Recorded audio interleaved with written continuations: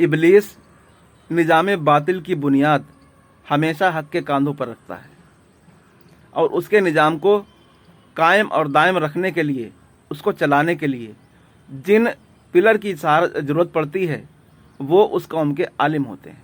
क्योंकि इब्लीस जानता है कि अगर बराह रास्त इब्लीस आकर किसी को कुछ समझाए या उसको गुमराह करे तो कोई भी इंसान उसके बहकावे में नहीं आएगा जब तक उसके आलिम यानी उस कौम के आलिम उसके फरमान को, इब्लीस के फरमान को दुनिया में आम नहीं करेंगे, तब तक कोई भी शख्स उन बातों पर अमल नहीं करेगा।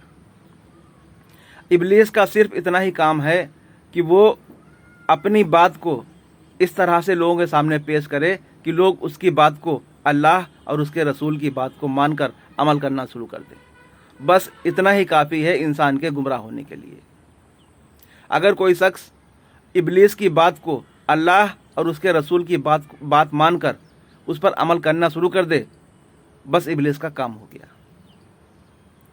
अब सवाल ये उठता है कि अगर इंसान आलिमों से दीन हासिल नहीं करेगा तो किससे हासिल करेगा? ये आलिम जो हमें आज दिखाई दे रहे हैं यही तो हमें सब कुछ बताते हैं। अगर हम इनकी बात पर अमल नहीं करेंगे तो फिर किसकी बात पर अमल करेंगे? ये एक बहुत बड़ा इम्तिहान है अल्लाह की तरफ से। इंसान को सबसे पहले इस बात की जानकारी होना ज़रूरी है कि अल्लाह ने और उसके रसूल ने हमें हुक्म क्या दिया है, किस चीज़ को जो है थामे रखने का हुक्म दिया है, तो वो है अल्लाह की रस्सी। कुरान साहब कहता है कि अल्लाह की रस्सी को मजबूती से थाम लो, तुम कभी भी गुमराह नहीं होगे। अल्लाह की रस्सी क्या है वो मैं बता चुका हूँ।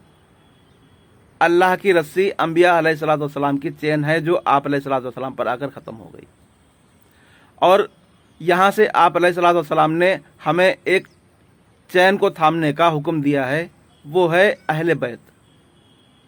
आपने कहा कि मैं तुम्हारे दरमियान दो भारी भरकम चीज़ें छोड़ जा रहा हूँ, इनको मजबूती से थाम लो, कभी भी गुमराह नहीं होगे।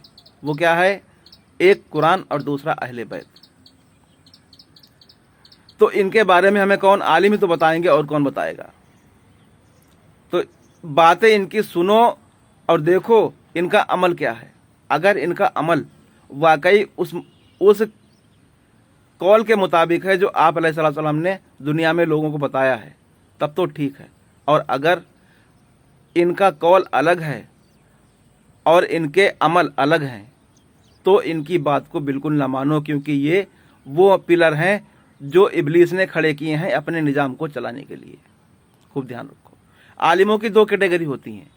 एक आलिम वो होते हैं जो दीनी किताबों का इल्म हासिल करके आलिम बन जाते हैं, और एक आलिम वो होते हैं जो अल्लाह अपनी तरफ से अपने निज़ाम को चलाने के लिए उनको आलिम बनाता है, उनको अपनी तरफ से इल्म अता करता है।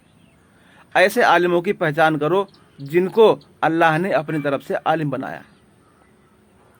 उनकी पहचान क्या है? जो आप अलैहिस्सलाम ने बताया है कि अहले बैत, जो अहले बैत हैं उनकी बात को मानो। अगर अहले बैत नहीं है तो इस बात की तहकीक करो कि अहले बैत के हाथ पर कौन से लोग बैत हैं।